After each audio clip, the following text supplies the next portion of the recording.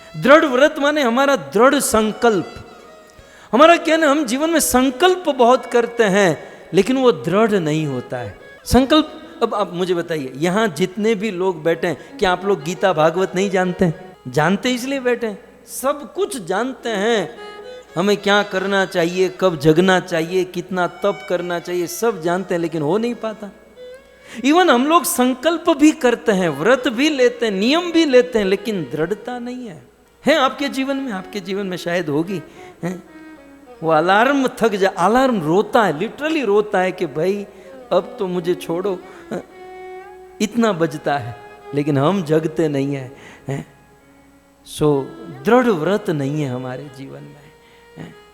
एकादशी आती है, श्रावण या सोमवार आता है, तो लोग उपवास रहते हैं, लेकिन उपवास में कितना खाते हैं आप लोग को पता नहीं है।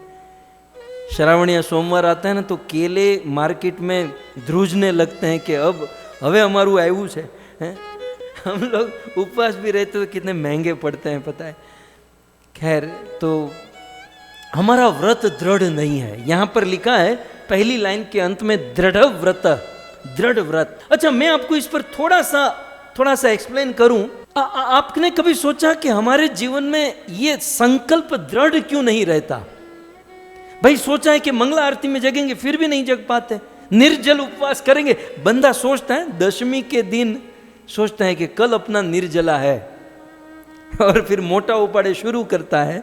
एकादशी शुरू होती है, बिल्कुल फॉर्म में होता है, सुबह सुबह अपना तो निर्जला है। फिर दोपहर को 12 बजता है तो सोचता है कि कोई बात नहीं, निर्जल है, पानी पी ले, पानी पीकर कर लेता हूँ, तो फिर पानी पी लेता है। फिर दो तीन घंटा होता है कि चलो ना फिर जूस पीकर कर लेता हूँ, नहीं तो फिर जूस पी लेता है।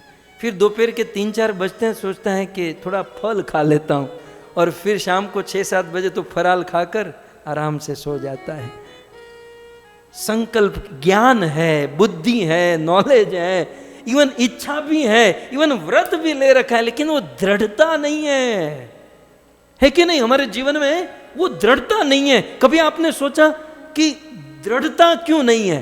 हालांकि ये नियम है, दृढ़ व्रत हमको बनना चाहिए, दृढ़ता क्यों नहीं है? इसका उत्तर भगवत गीता में भगवान कृष्ण ने 7वें अध्याय के 28वें श्लोक में दिया। भगवत गीता 7वां अध्याय 28वां श्लोक मैं आपके सामने रखूं। भगवान कृष्ण यहां पर जवाब देते हैं कि भाई आप लोगों के व्रत, आप लोगों के नियम दृढ़ क्यों नहीं रहते हैं? आखिर फॉल्ट कहां, प्रॉब्लम कहां पर है? भगवान कृष्ण कहते हैं, येषां त्वन्तगतं पापं जनानां पुण्यकर्मणां ते द्वन्द्व मोह निर्मुक्ता भजन्ते मां दृढ़व्रता, भजन्ते मां दृढ़व्रता।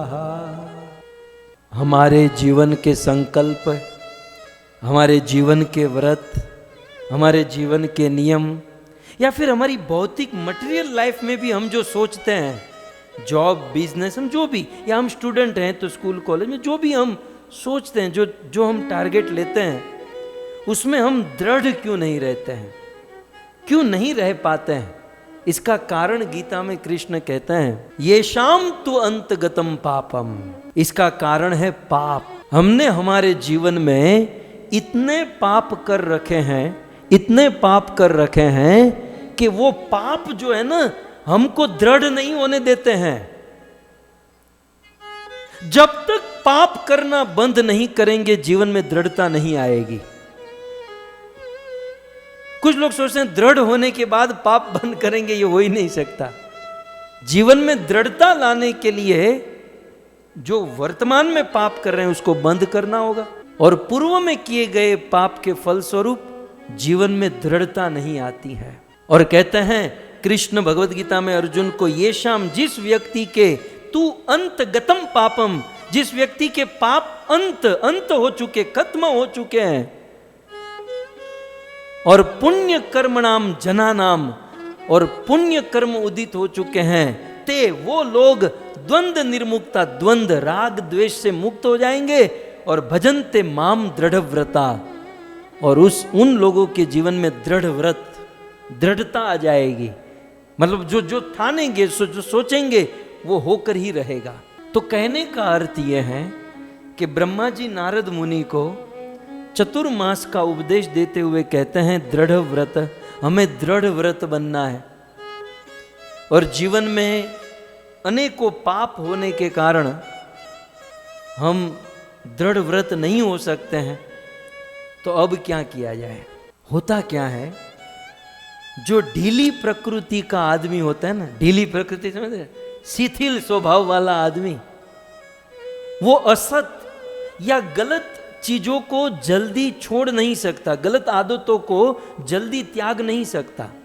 ऐसा ढीला ढाला आदमी एक संकल्प करेगा, कुछ दिन रहेगा, फिर छोड़ देगा, दूसरा संकल्प करेगा, उसे भी छोड़ देगा।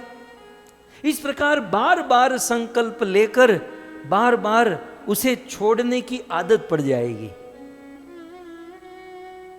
और वो उसकी आदत पूर्ण रूप से बिगड़ जाएगी। वो व्यक्ति जानता तो है कि मुझे ये गलत चीज नहीं करनी चाहिए, इवन वो बोलता भी है, उसको बोलने की स्टाइल भी आ गई, लेकिन वो अपने जीवन में उतार नहीं पाएगा। क्यों? क्योंकि उनका स्वभाव ही ढीला है। और एक बात याद रहे, हम ही हमारे स्वभाव को बिगाड़ते हैं। तो इसका एक ही सॉल्यूशन है कि जीवन में हम छोटी छोटी बातों से शुरू करें, छोटी छोटी बातों में दृढ़ रहना सीखें। हमारे जीवन में छोटी छोटी वस्तु, हम जो सोचते हैं उस पर दृढ़ रहे, उस पर टके रहे, टिके रहे। जब छोटी छोटी बातों में दृढ़ता हम शुरू करेंगे, वो अभ्यास बनेगा, वो हमारा स्वभाव बनेगा, और फिर धीरे धीरे हम हमारे जीवन में दृढ़ हो जाएंगे, ये दृढ़ता बढ़ जाएगी।